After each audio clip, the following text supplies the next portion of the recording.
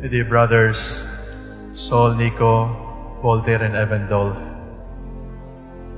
when we were deliberating about your ordination to the priesthood, so many questions were thrown at the table. How are they as students? How are their grades? Are they good with human relations? Are they good in public speaking?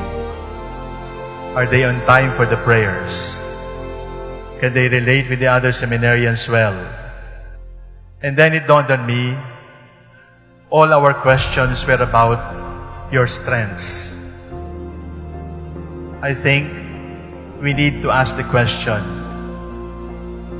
what are your weaknesses?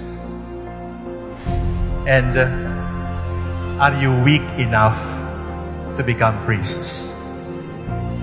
You need to be weak in order to be priests.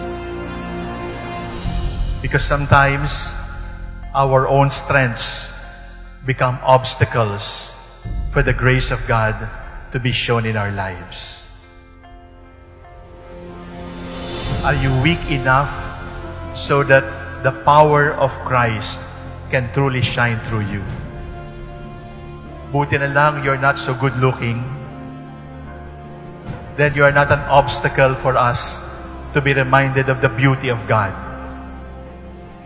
But we are not looking for supermen. We are not looking for super seminarians. We looked for weak seminarians in whom the power, the strength of God can truly shine. And this morning, do not dare to boast, because you were called because of your weaknesses. That those weaknesses made you even more lovable before the Lord. Where sin abounds, where weakness abounds, grace abounds all the more. Are you weak enough to be priests? Are you weak enough to rely solely on the grace of God? Are you weak enough to depend only on the mercy of God? We need you to acknowledge your weakness. Your weakness is totally yours, and your weakness is your gift to the Lord. Are they men of character? Are they men of integrity?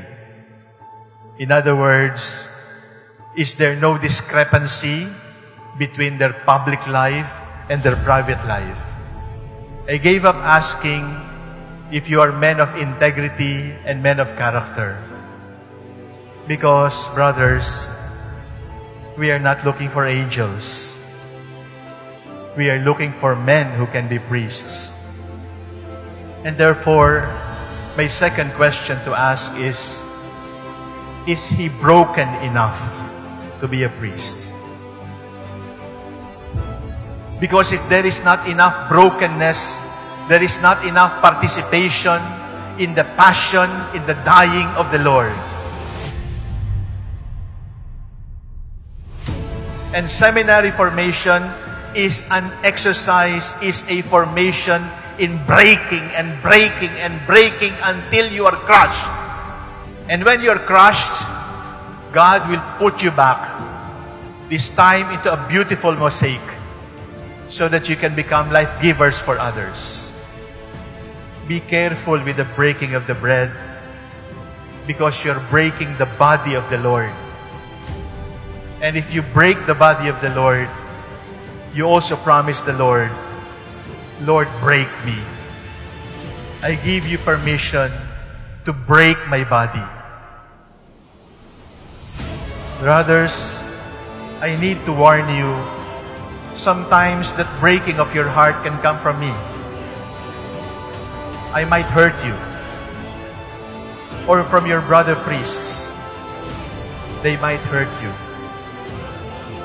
But when you are hurt by your brothers, when you are hurt by your archbishop, consider it as a breaking, so that you may be finer and finer, so that more and more you can become life givers. There is no holiness without a willingness to be broken like the body of the Lord. If they gossip about you, if they ignore you, if they take you for granted, if they calumniate you, whisper a prayer of thanksgiving, because when they break you, you share in the breaking of the body of the Lord. In the past 1 year, 3 priests have been shot, and bishops have been ordered to be killed and shot. You are now priests of a hypocritical church, and according to them, 90% homosexuals. And then the question was asked, are they brave enough to hurdle the storm? Are they brave enough to defend the faith? We were looking for brave men. We are looking for courageous men to stand up for the faith, to be martyrs for 2018, 2019, and beyond. My third question, my dear brothers, is, are you afraid enough to be a good priest? Are you afraid enough so that you can be good priests? You must be courageous against error, but you must be afraid of sin. You must be brave to stand up for the Lord, but you must be a coward to be separated from Him. You must be afraid of hypocrisy. You must be afraid of celebrating the Mass in sacrilege. You must be afraid of lying. You must be afraid of lust. You must be afraid of stealing money from the people. You must be afraid of comfort. You must be afraid of convenience, because all of these distract you from your real vocation. God knows you more than you know yourself.